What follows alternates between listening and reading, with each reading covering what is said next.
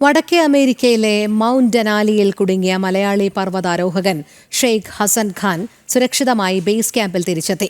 കഴിഞ്ഞ ദിവസമാണ് ഓപ്പറേഷൻ സിന്ദൂറിന് അഭിവാദ്യമർപ്പിച്ച് പർവ്വതത്തിൽ ഇന്ത്യൻ പതാക നാട്ടാനുള്ള ശ്രമം നടത്തിയത്. എന്നാൽ കനത്ത കാറ്റിനെ തുടർന്നാണ് പത്തനംതിട്ട പന്തളം സ്വദേശിയായ ഷെയ്ഖ് ഹസൻ ഖാനും ഒപ്പമുണ്ടായിരുന്ന ചെന്നൈ സ്വദേശിയും പർവ്വതത്തിൽ കുടുങ്ങിയത്.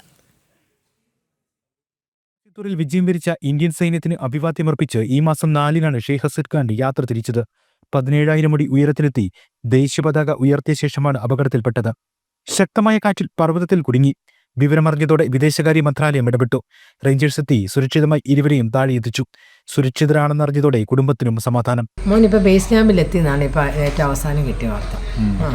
ബേസ് ക്യാമ്പിലെത്തി സുരക്ഷിതമായിട്ട് എത്തിയെന്നാണ് പറഞ്ഞില്ല. വിളി വന്നിട്ടില്ല ഇതുവരെ. ഇതിനു മുമ്പ് പോയിട്ടുള്ള ഏറ്റവും സാഹസിക യാത്ര ഏതായിരുന്നു? അന്റാർട്ടിക്കയിൽ അത് അത്രയേ ഉള്ളൂ. അത് വലിയൊരു ആഗ്രഹമായിട്ടിരിക്കുക. മോൻ്റെ ഒരു വിളി കാത്തിരിക്കും. അവരെല്ലാം ഒരുപാട് ശ്രമിച്ചിട്ടുണ്ട്. അവരെല്ലാം ഒരുപാട് നമ്മളെ സഹായിച്ചിട്ടുണ്ട്. അവർ വേണ്ട എല്ലാ കാര്യങ്ങളും എല്ലാവരും ചെയ്തിട്ടുണ്ട്. ഷെയ്ഖ് ഹസൻ ഖാനും ഒപ്പമുണ്ടായിരുന്ന തമിഴ്നാട് സ്വദേശിയുടെയും ആരോഗ്യനില തൃപ്തികരമാണെന്നാണ് വിവരം. ലോകത്തെ പ്രശസ്തമായ 6 കൊടുമുടികൾ കീഴടക്കിയ ഷെയ്ഖ് ഹസൻ ഖാൻ ധനകാര്യ വകുപ്പിൽ സെക്ഷൻ ഓഫീസറാണ്. ജനം, പത്തനംതിട്ട.